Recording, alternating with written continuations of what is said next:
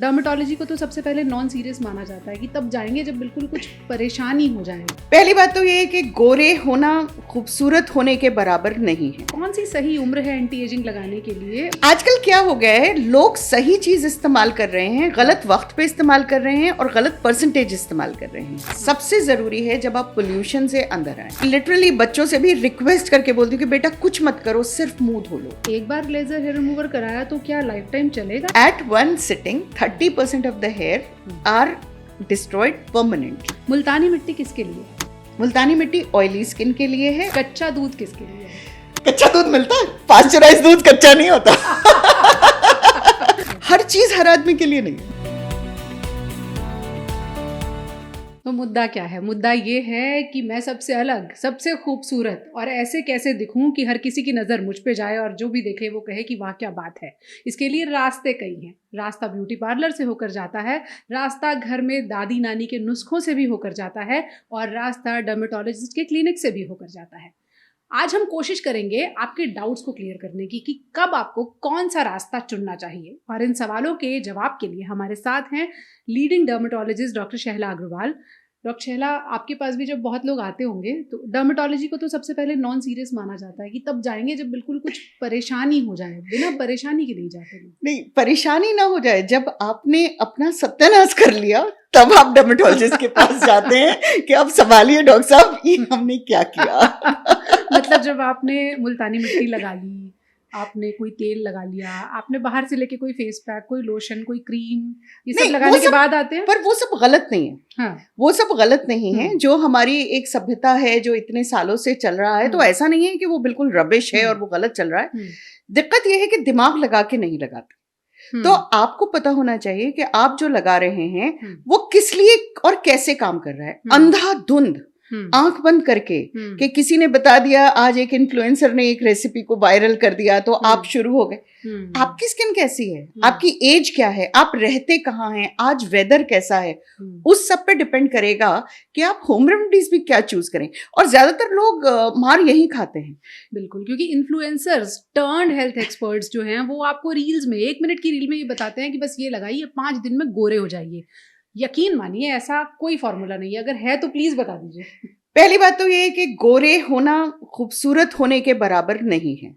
हमारी जो brown skin है उसकी जो फिनेस है और जितनी खूबसूरत वो है, लोग मुझे बोल देते हैं कि आपको पता नहीं है क्योंकि आपको फर्क नहीं पड़ता है। लेकिन मैं भी ये कह सकती हूँ। बिल्कुल बिल्कुल। लेकिन हम देखते हैं, और देखिए हमारे यहाँ कोई भी दादी नानी आपको ऐसे पकड़ लिप्स या यहाँ पर बहुत सारी क्रीजेस नहीं मिलेगी। खूबसूरती तो 70, 75, 85 पे भी है। वो इसलिए है कि जो हमारी ब्राउन स्किन है वो बहुत खूबसूरती से एज होती है। बल्कि मुझे तो ये लग रहा है कि ये जो जनरेशन जो आज 20 साल से एंटी एजिंग कर रही है, जब ये 70 के होंगे तब क्या होगा। मैं ना होंगी, लेकिन मैं देखना चाहूंगी कि इनका हाल क्या होगा। अभी बहुत सारी जनरेशन ऐसी है जिन्होंने 20 में एंटी एजिंग क्रीम्स लगाई हैं। तो आप क्या बताना चाहेंगी, कौन सी सही उम्र है एंटी एजिंग लगाने के लिए, और क्या एंटी एजिंग क्रीम हर किसी को लगानी है? देखिए, एंटी एजिंग की तो मैं बात कर रही हूँ पूजा, पर एक बात ये भी बोल दूं, जैसे हेयर का जो होता है आजकल क्या हो गया है, ये मैं थोड़ा सा डिविएट कर रही हूँ। बच्चों के बाल थोड़े जल्दी कम हो रहे हैं, इन द सेंस के जो पहले शायद जैसे उन्होंने बोला कि मेरे पिताजी के 30 पे गए थे, तो वही हाल लड़के का 20 पर है। उसके मल्टीपल फैक्टर्स हैं, जेनेटिक है, पर हमारा एनवायरमेंटल पोल्यूशन और वो सब कुछ ज्यादा है। तो मुझसे किसी ने सवाल किया कि मैम ये तो बढ़ता ही जा रहा है, तो इसका मतलब है कि बच्चे गंजे भी पैदा होंगे। हाँ, सोचिए। तो अगर टेक्निकली स्पीकिंग यही होना चाहिए। एग्जैक्टली। पर आपके हार्मोन्स तो तभी इफेक्ट करेंगे ना, उम्र तो वही रहेगी हार्मोन्स को इफेक्ट करने की। तो हेयर फॉल वाला जो कहानी है वो 17-18 से शुरू होती है लड़कों में, तो वो 17-18 ही रहेगा। तो फिर एंटी एजिंग, अब एंटी एजिंग क्या करना चाहते हैं? 20 साल वाला क्या करना चाहता है, क्या लगना चाहता है? वो चाहता है कि मैं 20 का जैसे दिख रहा हूँ, 30 में भी 20 का दिखूं और 40 में भी 20 का। वो हो नहीं सकता, वो हो नहीं सकता, बिकॉज आपकी जो उम्र है, आपके जो स्किन सेल्स हैं, उनका एक तरीका है। दे एक्सफोलिएट, स्किन निकलती है और उसके बाद नीचे से नई स्किन आती है, और ये जो साइकिल है बड़े एफिशिएंटली आपकी यूथ में चलती है। Youth is the elixir of life, मतलब जिंदगी का आपका सोपान है। अब इसको आप फास्ट फॉरवर्ड नहीं कर सकते। ये जो साइकिल नॉर्मली चल रही है, आप सिर्फ इसको प्रोटेक्ट कर सकते हैं, आप सिर्फ इसको सपोर्ट कर सकते हैं। पर इसको और फास्ट क्या करेंगे? जब आप 35 के होने लगते हैं तब ये थोड़ा सा स्लो होने लगता है। 35 जो है वो मिड लाइफ मानी जाती है। वो मिड लाइफ क्राइसिस चाहे 50 पे आए, पर स्किन की मिड लाइफ जो है वो 35 मानी जाती है। तो यहाँ पर आपको अब थोड़ा सा उसे हेल्प करना है, पर हेल्प भी ये करना है कि उसको रगड़ मत दीजिए कि ऊपर से डेड लेयर हट गई, ये सब हट गया। यहाँ पर आपको सिर्फ उसको हल्का सा हाइलोरॉनिक जैसी चीजें जो अंदर उसकी मॉइस्चर को बढ़ा रहे हैं। एंटी एजिंग की जरूरत होती है 40 प्लस में, और women once they reach the menopausal age 50 plus, because आपका ईस्ट्रोजन कम होने लगता है, तो आपकी स्किन का सपोर्ट जो है कोलेजन, एंटी एजिंग का मतलब आइडियली कोलेजन होना चाहिए।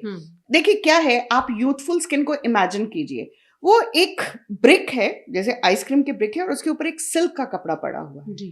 जैसे जैसे आपकी उम्र दराज होती है, वो जो ब्रिक है वो पिघलने लगी है, और वो जो सिल्क का कपड़ा था वो क्रश्ड सिगरेट पेपर जैसा हो गया। दिमाग में सोचिए, तो वो नीचे का बेस भी हिला हुआ है और ऊपर भी क्रशिंग हो गई है। तो यहाँ आपको एंटी एजिंग की जरूरत चाहिए। आप कोलेजन को स्ट्रॉन्ग कीजिए और उस कपड़े को स्मूथ कीजिए। 20 पे क्या करेंगे? 20 साल की उम्र के जो युवा हैं, जो हमें सुन रहे हैं, लड़के लड़कियां, उन्हें क्या लगाना चाहिए?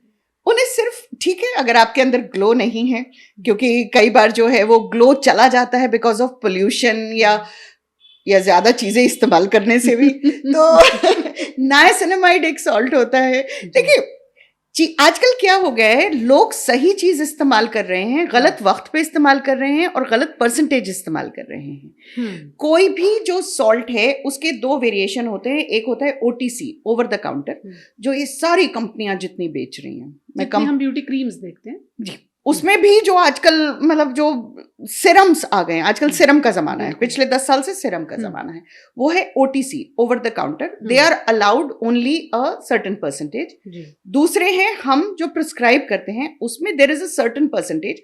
तो आप ये काम करेगी, ये उसको सपोर्ट कर सकते हैं। ये हो सकता है कि आप हायर परसेंटेज 2 महीना लगाएं, फिर 2 महीना आप उसको मेंटेन कर लें, पर आप खाली 2% पे चलते रहेंगे तो पता नहीं आप क्या करना चाहते हैं। तो क्या हम ये कह रहे हैं कि 20 साल की उम्र वाले लोगों के लिए स्किन सिरम्स ठीक है?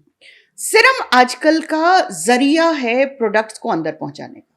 वो अलग अलग जो हमारे डिकेड्स हैं उसमें रहता है। पहले क्रीम थी, लास्ट टाइम लोशन था, फिर जेल्स आ गए, अब सिरम्स बनने लगे हैं। तो ये सिर्फ वो जरिया है जो प्रोडक्ट जो आइडियल है। जब आप कोई भी प्रोडक्ट देखेंगे, एक 40 रुपए का भी वही है और 4000 रुपए का भी वही है, आपको इंग्रेडिएंट सेम नजर आएंगे। आप 1 2 3 4 देखेंगे, सिट्रिक एसिड, अल्कोहल, स्टेराइल, वही इसमें है, वही इसमें। फर्क क्यों है? क्योंकि वो उसके जो इंग्रेडिएंट है वो उसको वहां पहुंचा रहा है जहां उनसे काम करना। सेम इंग्रेडिएंट्स होते हुए भी because the technology is how to penetrate the skin. Skin कोई छलनी नहीं है कि आपने ऊपर कुछ लगाया वो टप टप टप टप अंदर चली गई। तो there are barriers, there are exosomes, there are चीजें अंदर से बाहर आना और बाहर से अंदर जाना, उसके लिए सारी टेक्नोलॉजी वही है। तो ऐसा नहीं है कि सिर्फ 4000 का यूज कीजिए, पर ऐसा भी नहीं है 40 रुपए का यूज कीजिए, कहीं बीच में आ जाइए। ओके, सिरम्स लगाने का सही तरीका, सही वक्त? हाँ, सबसे पहले फेस वॉश से, अच्छा, स्किन में जो हमारा दिन होता है, दिन में आप सिर्फ मॉइस्चराइज और प्रोटेक्ट कर सकते हैं। हमारा वही 4.5-5 लीटर ब्लड है, वो दिन में अलग अलग जगह जा रहा है। जैसे बोलते हैं कि भाई खाना खाते ही स्विमिंग ना करें, बिकॉज वो ब्लड आपके गैस्ट्रोइंटेस्टाइनल सिस्टम में गया है, वो फूड को एब्जॉर्ब कर रहा है। ठीक है, जब आप सोच रहे हैं, पढ़ रहे हैं, तो वो दिमाग में जा रहे हैं। तो स्किन का नंबर आता है रात को। तो रिपेयर तो ठीक है, आपको पता है ना, सारी खुजलियां भी रात को ही होती वो इसीलिए क्योंकि स्किन की सर्कुलेशन रात को बढ़ती है। तो आपको जो भी रिपेयर लगानी है वो रात को लगानी है, बिकॉज रात को वो अच्छी तरह से एब्जॉर्ब होगी, वो ब्लड सर्कुलेशन बढ़ेगा, तो चीजें वहां पहुंचेंगी जहां वो पहुंचनी चाहिए। दिन में आप मॉइस्चराइज कीजिए, बिकॉज आप मॉइस्चराइज करेंगे तो आप स्किन के बैरियर को इंटैक्ट रखेंगे, तो ये धूल, धूप, मिट्टी कुछ आपका बिगाड़ नहीं सकेगी। अब क्या होता है, गर्मी में आप अलग तरह की क्रीम लगाते हैं, सर्दियों में आप अलग तरह के मॉइस्चराइजर लगाते हैं, इन सब के बीच में एक सनस्क्रीन भी फंस जाता है। एक तो कब लगाना है, किस लेयर के ऊपर क्या लगाना है, ये बड़ा कंफ्यूजन हो जाता है लोगों को कि हम अभी ये लगाएं, अभी वो लगाएं, क्या लगाएं। तो बात सनस्क्रीन की नहीं, सन प्रोटेक्शन की करते हैं। खाली सनस्क्रीन उसका एक हिस्सा है, पर ओनली हिस्सा नहीं है। Skin colour is an adaptation of human race, जहां वो पैदा हुए। जो लोग इक्वेटर पे पैदा हुए वहां सनरेज बहुत डायरेक्ट हैं, तो उनका रंग बहुत गहरा है, ताकि वो सनरेज मेलानिन से नीचे अंदर ही ना जाए। क्यों हम सनरेज से डर रहे हैं? हम टैनिंग से नहीं डर रहे हैं, हम डर रहे हैं सन जो एजिंग करता है। आपने देखा है पहाड़ पे जो लोग रहते हैं उनकी स्किन क्रीज्ड होती है, थिक होती है, बिकॉज सनरेज हार्ड होती हैं और इसी वजह से उनकी एजिंग फास्टर होती है। तो डर्मेटोलॉजिस्ट के लिए जो अहमियत है सनस्क्रीन की, या जो डर है सन से, वो एजिंग का है। हमें टैनिंग से कोई लेना देना नहीं है। हम ब्राउन स्किन पीपल हैं, हम ट्रॉपिक ऑफ कैप्रिकॉर्न पे आ गए, यहाँ पर कैंसर पे आ गए, तो हम ब्राउन स्किन कलर के हो गए, क्योंकि सनरेज यहाँ पर टेढ़ी हैं और वो उस तरह से अंदर जा रही हैं, तो हमारे अंदर इतना मेलानिन है कि वो उन सनरेज को झेल सकता है। जो यूरोप या इस तरह के कॉन्टिनेंट, वो सनरेज है ही नहीं, तो उनके पास मेलानिन ही नहीं है। तो इट्स नॉट दैट कि वो गोरे हैं, उनके पास वो कलर नहीं है, वो नो कलर है। तो आपको यहाँ पर अपने कलर की अहमियत को समझना चाहिए। आप यहाँ रहते हैं उसके लिए बहुत अच्छा है। सनस्क्रीन की अहमियत जब है जब आपको धूप में जाना हो और खड़ा होना हो। 11 बजे से 4 बजे की धूप, उस वक्त यूवीए यूवीबी बहुत सीधी होती है, तो उस वक्त अगर आपको बाहर का काम है, देखिए अगर 45 डिग्री टेम्परेचर हो रहा है, कौन खड़ा होगा धूप में? आप अपने कमरे बच ही रहे होंगे और आप निकल के सीधा गाड़ी में बैठेंगे, गाड़ी से चले जाएंगे, फिर उतर के आप एसी कमरे में चले जाएंगे। तो यहाँ सनस्क्रीन की कहीं आया ही नहीं। आप घूमने जा रहे हैं, आप बीच पे हैं, आप माउंटेन्स में हैं, जहां आप एक्चुअली घूमने जा रहे हैं, वहां सनस्क्रीन की अहमियत है। और सर्दियों में जब लोग धूप में निकलते हैं, आपको धूप में, सर्दियों में फर्क क्या होता है कि इंफ्रारेड रेस कम हो जाती हैं, तो वार्मथ कम हो जाती है। सर्दी में धूप लीजिए, मेरा एक ही रिक्वेस्ट होती है लिटरली, प्लीज कमर से धूप लीजिए। गर्माहट तो आपको कमर पे भी मिल जाएगी, तो आप चेहरे पे क्यों वो धूप लेना चाहते हैं? क्योंकि चाहे वो सर्दी की धूप हो या गर्मी की धूप, टैन तो आपको कर ही देगी। तो और टैन के साथ एक कहानी ये है कि अगर टेम्परेरी टैन होता है 48 आवर्स तक, जो भी कलर चेंज हुआ वो टेम्परेरी टैन है, लेकिन अगर उसको आपने रिवर्स नहीं किया तो फिर वो परमानेंट हो जाएगा। तो धीरे धीरे आपको वो जो शेड कार्ड आता है ना, उस शेड कार्ड में क्रीम्स के साथ आप यहाँ लगाइए, गोरे हो जाएंगे। एग्जैक्टली हो जाते हैं क्या गोरे? अगर आप रोज लगाते रहिए तो कुछ ना कुछ तो होगा ही। वो मेलानिन को डीऑक्सीडाइज कर रहा है। भाई मेलानिन एक सॉल्ट है, उसका एक रंग है।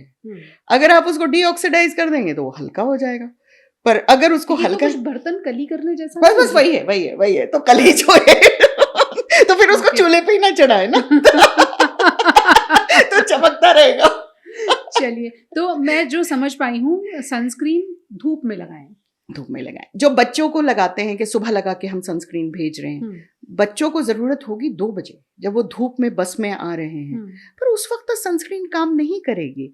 उससे बेहतर अब सनस्क्रीन, जैसे मैंने आपको बोला सन प्रोटेक्शन, तो सन प्रोटेक्शन में सबसे बड़ी अहम है कैप। आप धूप को पहुंचने ही ना दीजिए। फिर उसके बाद एक फिजिकल सनस्क्रीन जिसमें कैलामीन लोशन आता है, और अगर आप कैलामीन लोशन को अच्छे से लगाएंगे और पसीना ही ना बहा तो वो 6-7 घंटे बड़े आराम से काम कर जाता है। सनस्क्रीन की जरूरत नहीं है, तो वो फिजिकल सनस्क्रीन हो गई। तो सनस्क्रीन की जरूरत किसे है, कब है, कैसे लगाना है? टीचर्स को है, जैसे वो दोपहर को बाहर खड़ी हो रही हैं और वो भी अगर एक छतरी ले लेती हैं तो वो काफी हद तक काम हो जाता है।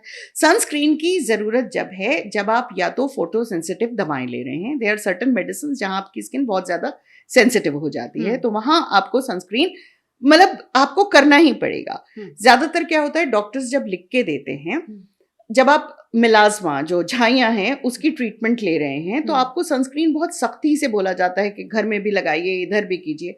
वो कोई नहीं करता, वो अलग बात है, क्योंकि आप रात को रंग कम करने की कोशिश कर रहे हैं, दिन में आप उसको बढ़ा रहे हैं। तो आप 2 कदम आगे 1 कदम पीछे, तो डॉक्टर भी अपने सर से बला छोड़ने के लिए बोलता है सनस्क्रीन लगा लीजिए। तो लेकिन जब आप घूमने जा रहे हैं तब आपको सनस्क्रीन लगानी ही लगानी है। सनस्क्रीन से ज्यादा अहम छतरी है, सनस्क्रीन से ज्यादा अहम कैप है, एक स्कार्फ है, कैलामीन लोशन है, ये, और धूप में ना खड़े, ज्यादा देर ना खड़े। ओके, जो लोग लगा ही रहे हैं, दिल्ली में भी लगा रहे हैं और जगह जगह, उसके ऊपर सनस्क्रीन के ऊपर एक सन प्रोटेक्शन फैक्टर लिखा रहता है। लोग ये सोचते हैं जितना ज्यादा नंबर लिखा है हमें उतना फायदा है। ये कैसे डिसाइड करना चाहिए? नहीं, SPF जो है स्किन टाइप के हिसाब से होगा आपका। कि अगर आपकी ब्राउन स्किन है तो आपका SPF 30 से 50 से ज्यादा आप लगाएंगे तो आपको कोई फायदा नहीं होगा, कोई बेनिफिट नहीं होगा। हिंदुस्तान में 50 से ज्यादा आते भी नहीं है, ये जब आप फॉरेन कंट्रीज जाते हैं तब आपको वो SPF 100 और 90 नजर आता है, बिकॉज हमारे यहाँ SPF is sun protection factor. अगर वो सनस्क्रीन आप लगा रहे हैं, ये बड़ा it's very difficult, it's very technical to understand. अगर आप, मैं बोलूं भी तो लगेगा हाँ बोल तो यही रही है कि जितना है उतना लगाएंगे तो उतना बचेंगे, पर वो ऐसा होता नहीं है।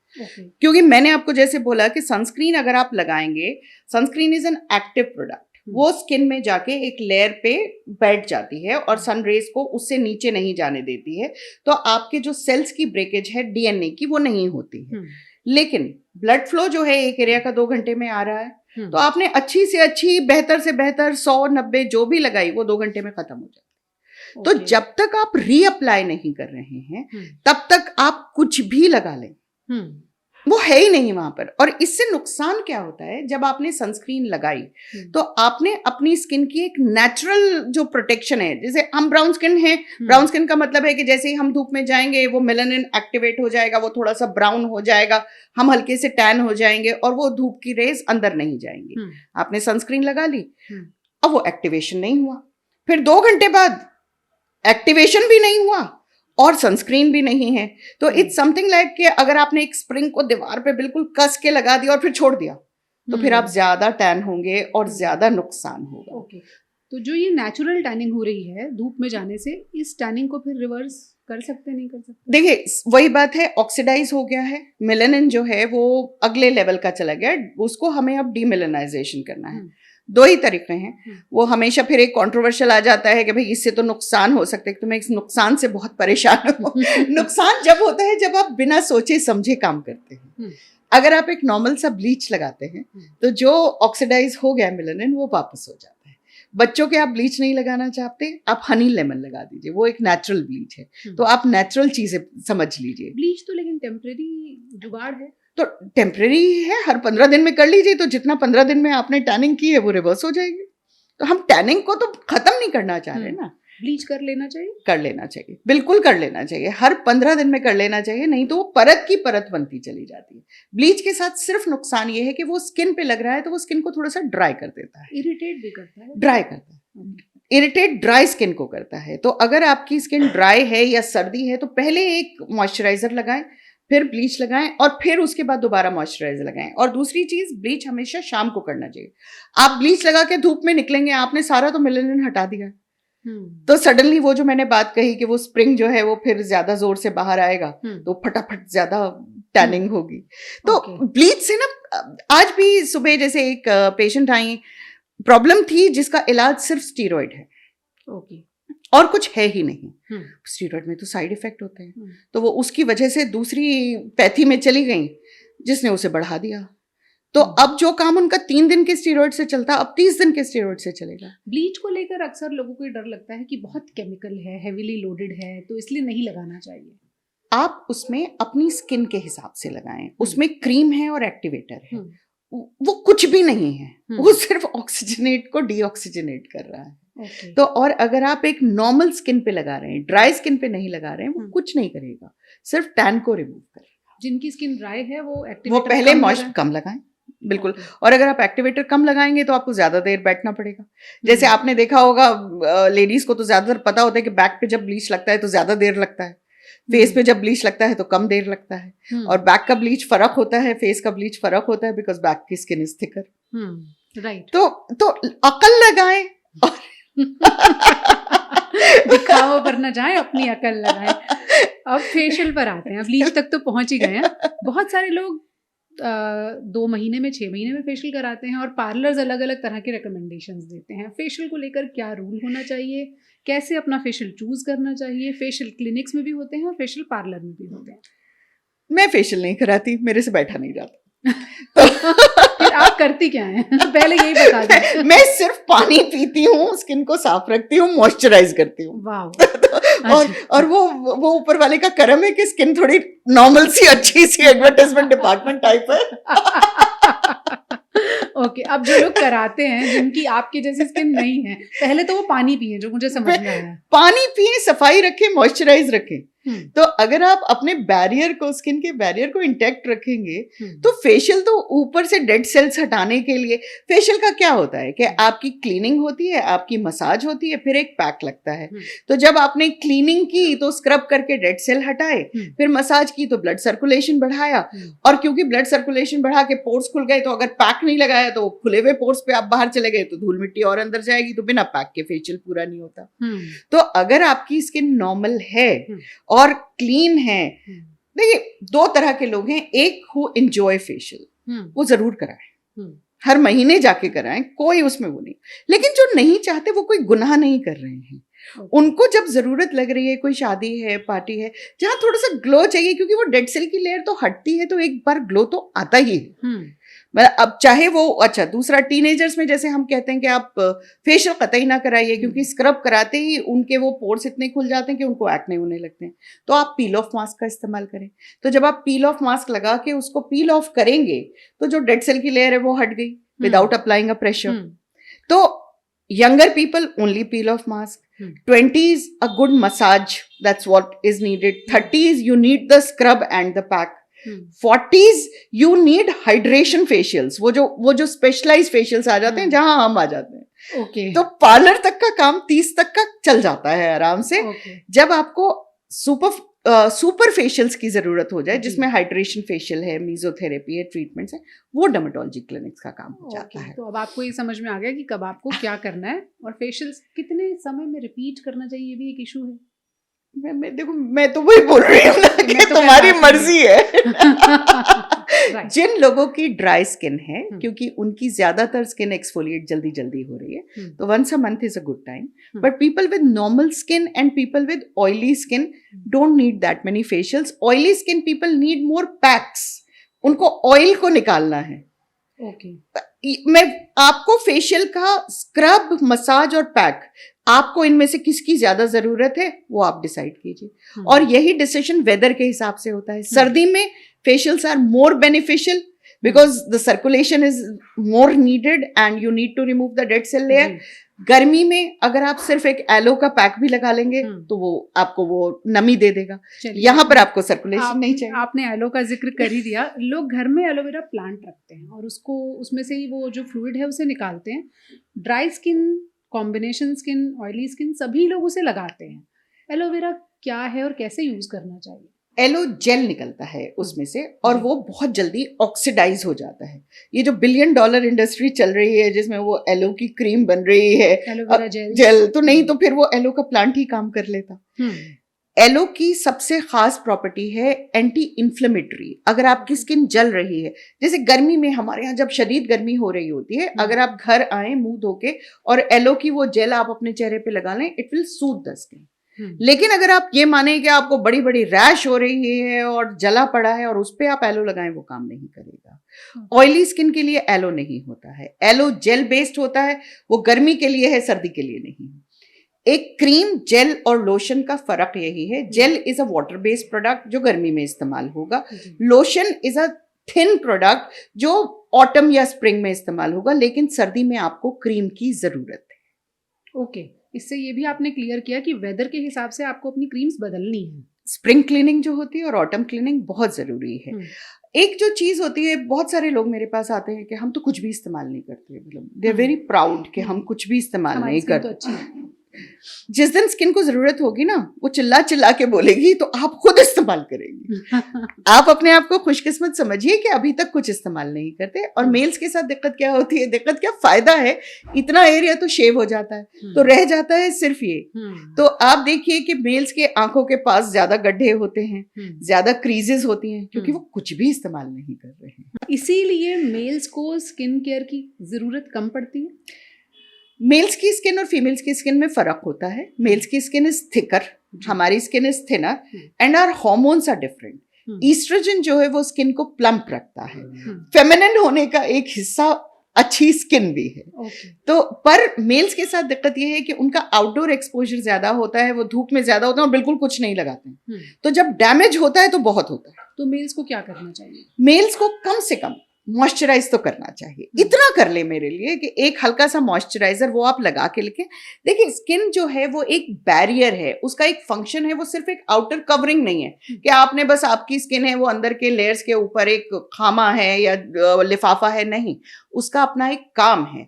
तो चीजें अंदर से बाहर और बाहर से अंदर जो जाती हैं, जब तक आपकी स्किन का बैरियर इंटैक्ट नहीं है, आपको allergy, sensitivity, redness, acne, ageing, 10 तरह की चीजें होंगी। और बैरियर को अच्छा रखने का तरीका है सिर्फ मॉइस्चराइज कीजिए, मॉइस्चराइजेशन रहेगी तो स्किन बिल्कुल सही रहेगी। गर्मियों में भी? गर्मियों में जेल बेस्ड मॉइस्चराइजर इस्तेमाल करें। गर्मी में पसीना ज्यादा निकल रहा है तो अब स्किन के ऊपर स्वेट एंड सीबम का एक मिक्सचर लग रहा है विच इज वेरी इरिटेंट, तो पहले तो उसे धोएं।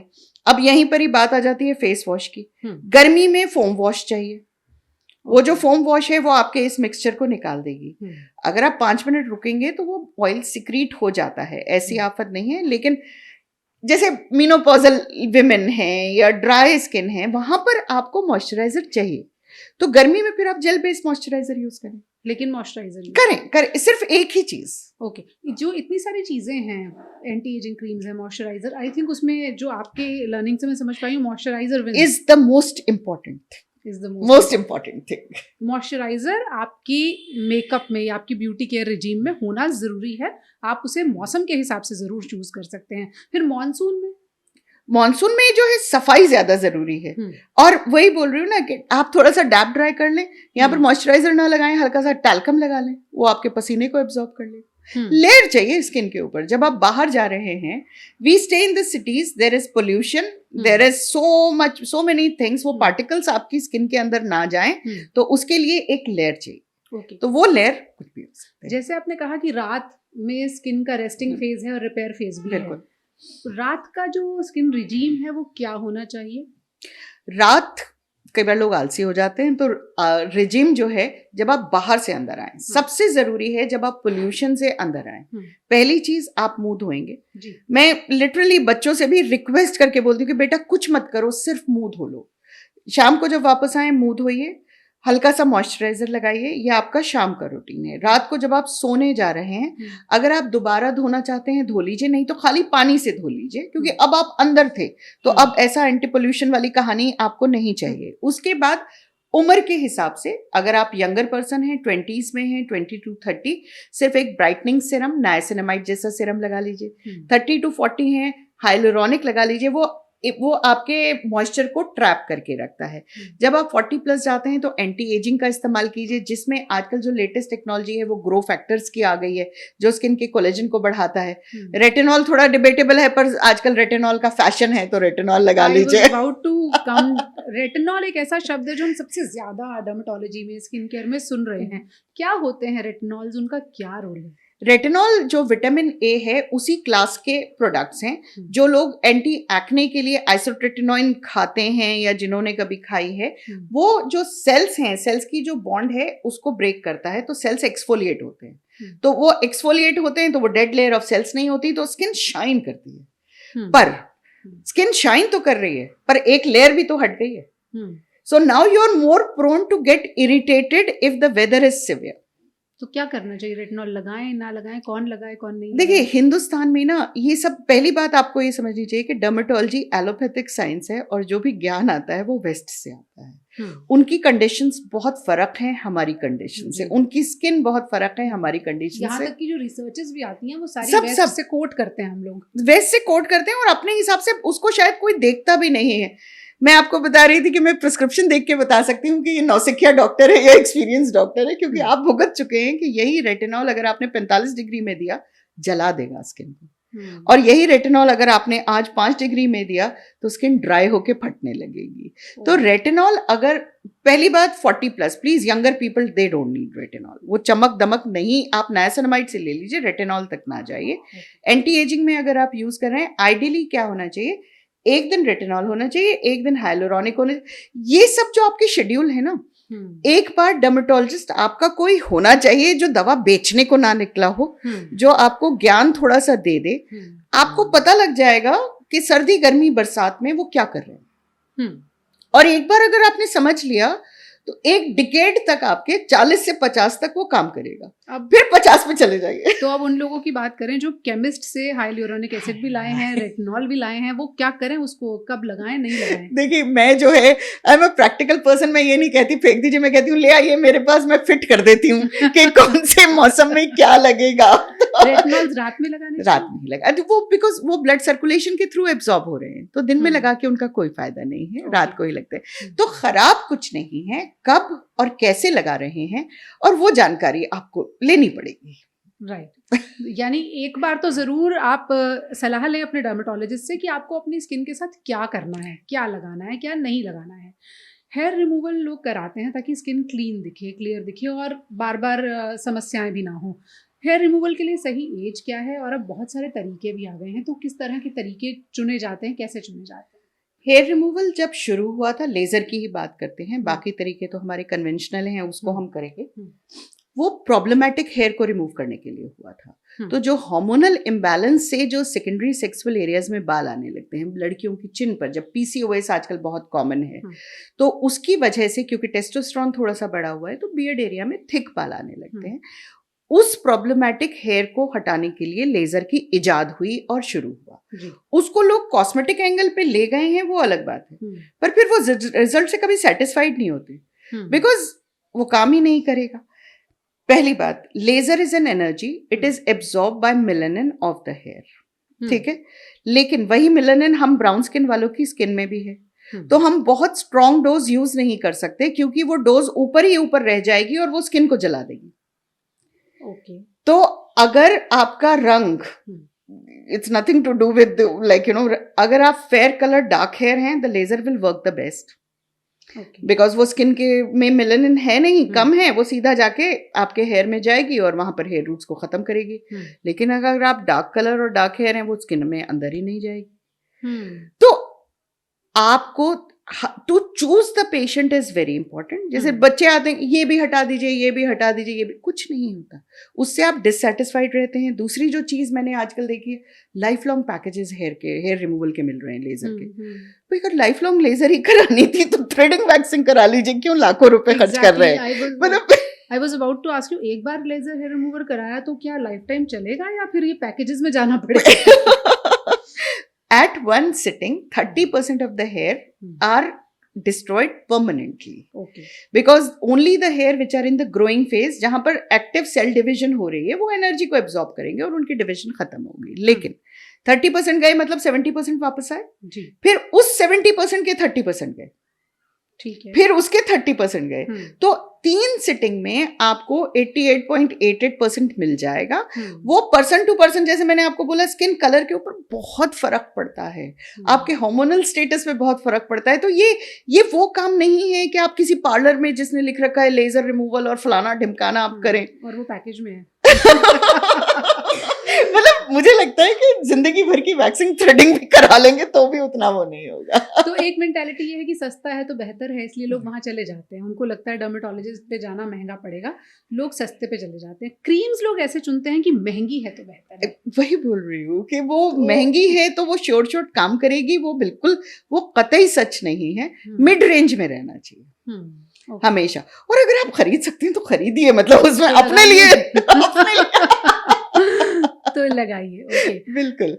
बात ये है कि क्रीम इज नॉट, आप मुझे बोले कि 5 दिन आपको ये जहर खाना है, इससे आप ठीक हो जाएंगे, मैं 5 दिन आपको जहर भी लिख के दे दूंगी, लेकिन आप बोलेंगे आपको तो खाते ही रहना है, तो क्रीम आपको एक बार थोड़ी खरीदेंगे, क्रीम तो रिप्लेनिश होनी होगी ना। तो जो फेयरनेस क्रीम दावा करती है कि आप लगाइए आप गोरे हो जाएंगे, fairness cream is a total नहीं, बिल्कुल मत लगाइए। आपकी स्किन जितनी इरिटेट हो जाती है, आप फिर उस विशियस सर्कल में आ जाते हैं कि आप बिना उसके भी नहीं रह सकते, और वो लगाएंगे तो स्किन बिल्कुल थिन हो जाती है। गोरा नहीं करती? गोरा करती है, क्योंकि वो लेयर्स हटा दी हैं उसने मेलानिन को भी, तभी तो लोग लगाते हैं। जो काम नहीं करता उसको कोई इस्तेमाल नहीं करता। तो प्रॉब्लम क्या है? ना लगाएं। क्यों ना लगाएं? क्योंकि वो अल्टीमेटली आपकी स्किन को इतना सेंसिटिव कर देगी कि ना आप गैस के आगे खड़े होकर खाना बना सकेंगे, ना आप बाहर धूप में जा सकेंगे, जलती रहेगी स्किन, और फिर आपके पास कोई जरिया नहीं होगा उस स्किन को नॉर्मल करने के लिए। तो जो शेड कार्ड देख के महिलाएं बहुत इन्फ्लुएंस होती हैं कि 1 महीने बाद हम इतने गोरे हो जाएंगे। देखिए, कोई फंक्शन है ना, तो 1 महीने के लिए लगा लीजिए, फिर छोड़ दीजिए। लगाने पर नुकसान तो नहीं होगा? नहीं, वो 1 महीने में नहीं होगा, पर आपको तैयार होना पड़ेगा। और दिक्कत क्या होती है कि फिर हमारे पास आते हैं, तो अब जब छोड़ते हैं तो इरिटेशन होती है, तो गालियां हमें पड़ती हैं कि डॉक्टर साहब पहले तो हम बड़े चमक रहे थे, तो अब जो है स्किन जल भी रही है। और स्किन पर मैंने कहा भाई मेरे पास तो मैं लिटरली हलफनामा लिखवाती हूँ कि आप नहीं लगाएंगे, नहीं तो मेरे पास मत आइए। तो 3 टेक होम मैसेजेस मैंने इसमें से पिक किए हैं। मॉइस्चराइजर की सबसे ज्यादा जरूरत है, सनस्क्रीन की जरूरत के हिसाब से जरूरत है, और फेयरनेस क्रीम्स की आइडियली जरूरत नहीं है। लेकिन अब आखिरी सवाल आपसे ये पूछती हूँ कि जैसे आप ग्रेसफुली एज करना चाहते हैं, आप चाहते हैं कि आप 40 के बाद भी 20-25 के दिखें, चलिए 20 के नहीं, ठीक ठीक लगा लेते हैं, 35 पे दिखें, तो ग्रेसफुली एज करने के लिए क्या करना चाहिए? देखिए 20 वाले को तो ये चिंता ही नहीं होनी चाहिए कि उसको क्या लगना है। 40 वाले को 20 का लगना है, वो गलत है, वो गलत है। 55 वाला 40 का लग सकता है। ओके, वो कैसे करें? हाँ, तो उसके लिए वही बड़ा सिंपल, मॉइस्चराइज। रात को आप एक एंटी एजिंग हाइलुरोनिक, चाहे आप रेटिनॉल लगाएं या ग्रो फैक्टर, जो आपके कोलेजन को स्ट्रॉन्ग करके रखे, जो आपकी स्किन की जो स्ट्रेंथ है उसको स्ट्रॉन्ग करके रखे, वो लगाएं। और अगर आपको बहुत लगता है तो बोटॉक्स फिलर, अगर आप उसके लिए कमिटेड हैं तब उस पे जाएं, उसमें नुकसान नहीं है, लेकिन लोगों को कमिटमेंट नहीं है, वो रिपीट चीजें हैं। तो ऐसा नहीं है कि वंस फॉर ऑल हो गया कि भाई एक बार लगा लिया और ठीक है। तो अगर आप रिपीट नहीं कर रहे तो नुकसान फिर भी नहीं है, पर आप फिर वो ये मत सोचिएगा कि आप 55 पे 40 के लगेंगे। यानी स्किन टाइटनिंग के लिए बोटॉक्स फिलर कराएं, लेकिन रिपीट कराएं। रिपीट, अगर आप वही बात, अगर आपकी जिंदगी में इतनी अहमियत, अब ये क्रीज है तो है, तो I am okay with it, but if you are not okay with it then do it, there is no harm in. Okay, अब ये क्रीज है तो है, अगर ओके विद इट हुआ तो डर्मेटोलॉजिस्ट क्या करें? फिर तो लोग पार्लर से ही काम चला लेंगे। ना ना ना, तो मैंने आपको बोला ना 40 के बाद आपको डर्मेटोलॉजिस्ट के पास जाना है। 20 साल वालों को, 25 साल वालों को, 30 साल वालों को नहीं जरूरत है। जो लोग बोटॉक्स फिलर्स तक नहीं जाते, वो ग्रेसफुली एज करना चाहते हैं, पानी पीजिए, अपने हार्मोन्स को नॉर्मल रखिए। जब आपका मीनोपॉज चल रहा है उस टाइम आप जो मेडिसिन गायनेकोलॉजिस्ट से बात करके लीजिए। सर्दी में कोलेजन खाइए, और खाने के जो मल्टीविटामिन है उसका भी सर्दी और गर्मी का अलग अलग फर्क होता है। जिसे ठंडी तासीर, गर्म तासीर बोला जाता है, वो ग्लाइसीमिक इंडेक्स है कि how much the medicine needs the energy to be absorb. तो अगर यही चीज कोलेजन आप गर्मी में खाएंगे तो वो ना पचेगी ना वो काम करेगी। तो सर्दी हिंदुस्तान में अक्टूबर टू मार्च आप ओमेगा भी खाएंगे, आप कोलेजन भी खाएंगे, आप करक्यूमिन भी खाएंगे। ये सब स्किन की स्ट्रेंथ्स हैं। विटामिन ए, विटामिन ई, आजकल हम सब लोग इतने हेल्थ कॉन्शियस हो गए हैं कि ना घी खाते हैं ना बटर खाते हैं, तो विटामिन ए एंड ई ये वो चीजें हैं जो आपकी स्किन की स्ट्रेंथ को बना के रखती हैं, जो आपकी क्रीजेस नहीं आने देंगी, स्किन को रिंकल नहीं होने देंगी। ओके, सवाल तो बहुत सारे हैं, पर मैं एक रैपिड फायर में कोशिश करती हूँ ज़्यादा से ज़्यादा चीज़ें समेटने की। मुल्तानी मिट्टी किसके लिए है? मुल्तानी मिट्टी ऑयली स्किन के लिए है और गर्मी में सबके लिए है। बेसन किसके लिए है? Besan is more of an exfoliant. तो बेसन आप हल्के हाथ से रगड़ें तो आपके जो डेड सेल्स हैं वो निकल जाते हैं। दिक्कत क्या है कि आप कितना रगड़ रहे हैं इस पे आपका कंट्रोल नहीं है। तो अगर आपने ज्यादा रगड़ दिया तो उस वक्त तो स्किन साफ हो जाएगी, लेकिन वहां पर पिगमेंटेशन बाद में नजर आने लगेगी। तो आप उसको हल्के से लगा लें और धो दें, वो बनता है, रगड़ मत। फेस वॉश की तरह यूज करें। बस। मलाई किसके लिए? मलाई ड्राई स्किन वालों के लिए। हर चीज हर आदमी के लिए नहीं है। बिल्कुल। कच्चा दूध किसके लिए है? कच्चा दूध मिलता है, पास्चराइज्ड दूध कच्चा नहीं होता। एग्जैक्टली जो पैकेट में होता है वो कच्चा नहीं होता, वो बॉइल्ड होता है। लोग उसे कच्चा दूध समझ के लगा रहे हैं, वो गलत है। वो तो 72 डिग्री पे बॉइल हुआ, फिर ठंडा हुआ, फिर 172 पे गया, किया गया। वो तो पास्चराइज्ड है, तो वो कच्चा कतई नहीं है। भैंस के पास से जाके लेके आओ तो कच्चा है। ओके, फेस वॉश कितनी बार लगाना चाहिए? सुबह लगाना चाहिए अगर आपने रात को कोई क्रीम या नाइट क्रीम लगाई है, नहीं तो आप पानी से धो सकते हैं। सबसे अहम है जब आप बाहर से आ रहे हैं, चाहे वो बच्चे स्कूल से आ रहे हैं, आप काम से आ रहे हैं, और अगर आप किचन में रेगुलरली काम कर रहे हैं तो जब आप किचन से निकल के आ रहे हैं, क्योंकि पसीना, स्वेट एंड सीबम जो सिक्रीट होता है वो जरूरी है। तो अगर आपने दोपहर को धो लिया और आप घर में ही थे तो रात को धोने की जरूरत नहीं है। क्या ज्यादा बार मुंह धोने से स्किन खराब होती है? बिल्कुल, बहुत ज्यादा ड्राई हो जाती है। तो मैं तो एक ही चीज बोल रही हूँ कि अगर आप अपनी स्किन को मॉइस्चराइज रखेंगे तो वो आपका साथ उम्र भर देगी। जैसे कहा जाता है age is just a number, वैसे ही ब्यूटी भी आपके दिमाग में है कि आप अपने आप को ब्यूटीफुल मानते हैं या नहीं मानते हैं।